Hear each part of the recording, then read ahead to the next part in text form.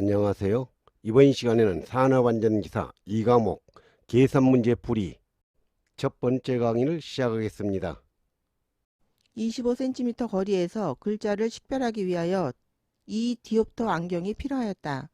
동일한 사람이 1m의 거리에서 글자를 식별하기 위해서는 몇 디옵터의 안경이 필요하겠는가? 글자를 식별하기 위한 디옵터를 계산하는 문제입니다.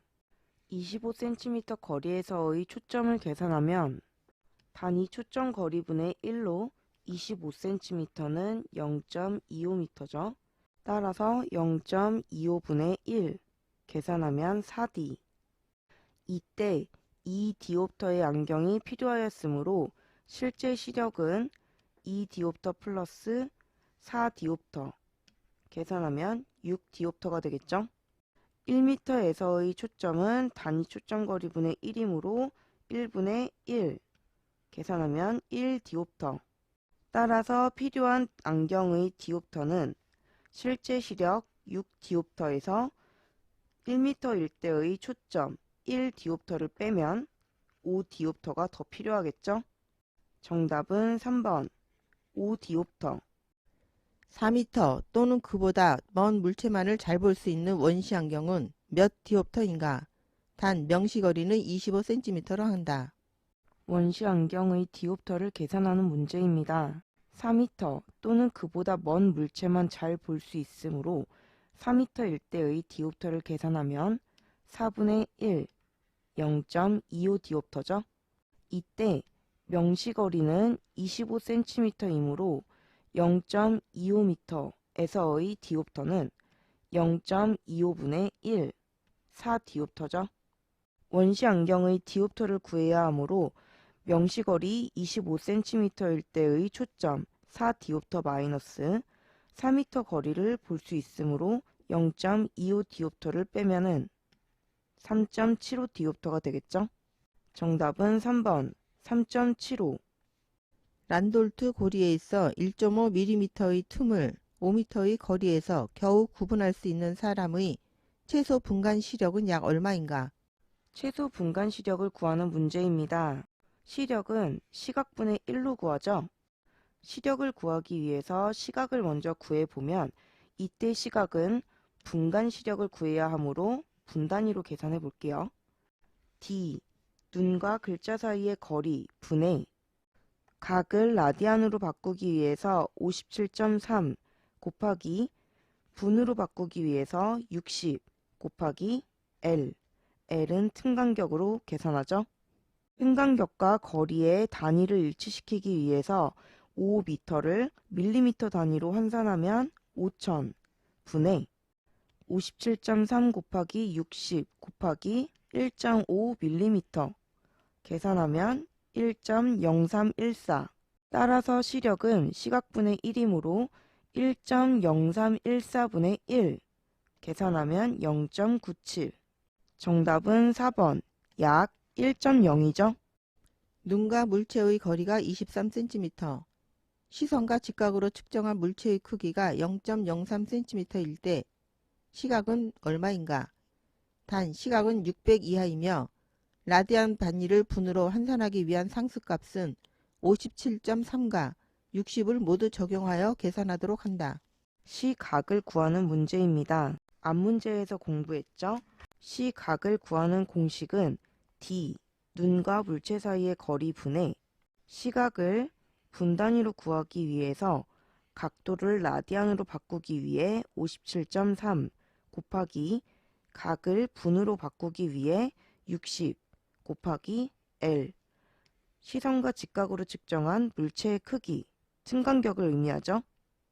문제의 조건을 공식에 대입하면 눈과 물체 사이의 거리가 23cm, 23분의 57.3 곱하기 60 곱하기 시선과 직각으로 측정한 물체의 크기가 0.03cm, 0.03 계산하면 4.484. 정답은 3번 약 4.48이 되죠. 일반적인 조건에서 정량적 표시 장치의 두 눈금 사이의 간격은 0.13cm를 추천하고 있다. 다음 중 142cm의 시야거리에서 가장 적당한 눈금 사이의 간격은 얼마인가? 눈금 사이 간격을 구하는 문제입니다. 일반적 조건에서의 정량적 표시장치의 관측거리는 71cm로 정해져 있죠. 이때의 두 눈금 사이의 간격은 0.13cm이므로 142cm의 거리에서의 눈금 사이 간격은 표준 관측거리 71cm 대 그때의 눈금 사이 거리 0.13cm는 측정하는 시야거리 142cm에서의 구하고자 하는 눈금 사이 간격 x가 되겠죠. 비례식에서 내항의 곱은 외항의 곱과 같다. 따라서 71x는 0.13 곱하기 142겠죠?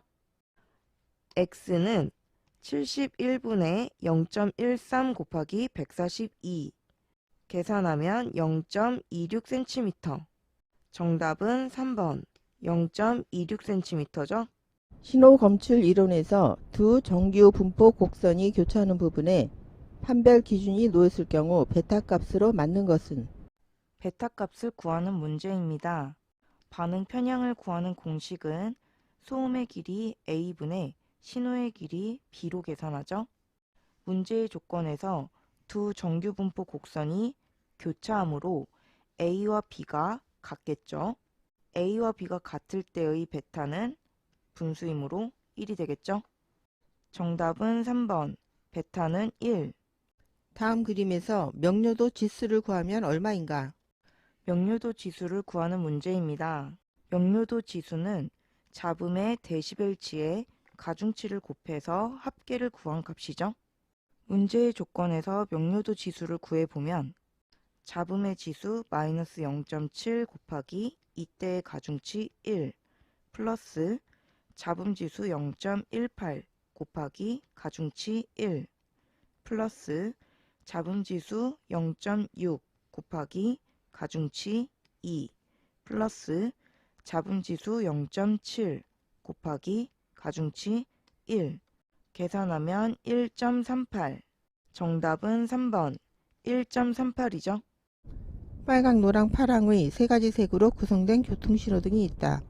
신호등은 항상 세 가지 색 중 하나가 켜지도록 되어 있다.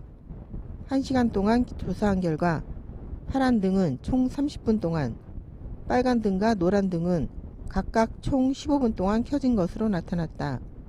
이 신호등의 총 정보량은 몇 비트인가? 신호등의 총 정보량을 구하는 문제입니다. 정보량을 구하는 공식은 각각의 확률에 로그 2의 확률분의 1을 곱한 값의 합계죠. 정보량을 구하기 전에 각 등의 확률을 먼저 구해보면 파란 등의 확률을 구해보면 전체 조사 시간 1시간 중에 1시간은 60분이죠.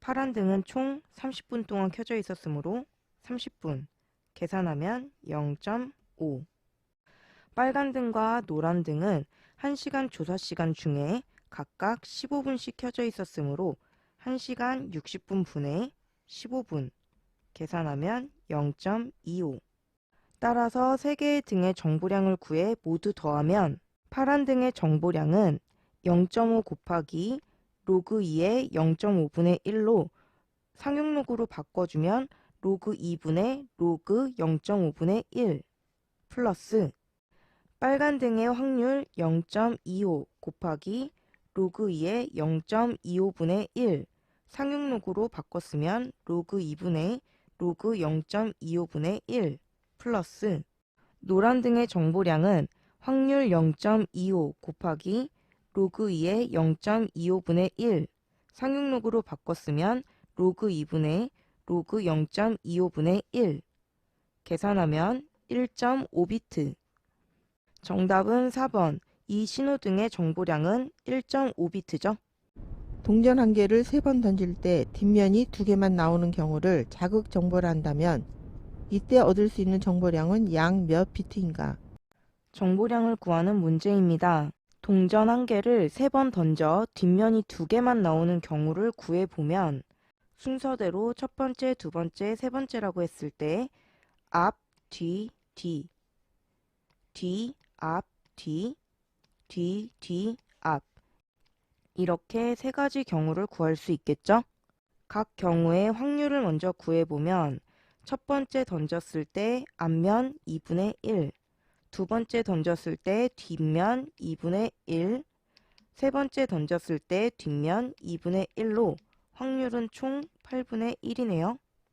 두 번째 경우도 2분의 1 곱하기 2분의 1 곱하기 2분의 1로 8분의 1, 세 번째 경우도 2분의 1 곱하기 2분의 1 곱하기 2분의 1로 8분의 1이죠.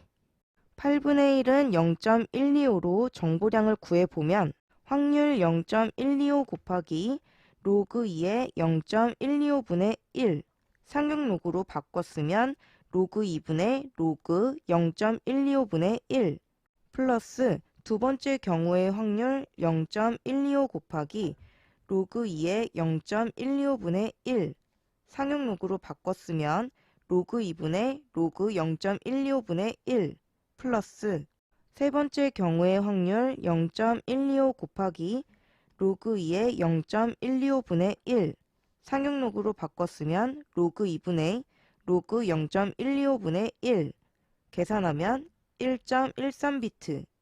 정답은 1번. 동전을 던져 얻을 수 있는 정보량은 1.13비트죠. 인간의 반응 시간을 조사하는 실험에서 0.1, 0.2, 0.3, 0.4의 점등 확률을 갖는 4개의 전등이 있다. 이 자극 전등이 전달하는 정보량은 약 얼마인가? 정보량을 구하는 문제입니다. 단일 정보량은 로그 2의 확률 p분의 1로 계산하죠. 여러 개의 정보가 있을 때는 확률 곱하기 로그 2의 확률분의 1의 합계로 구하죠.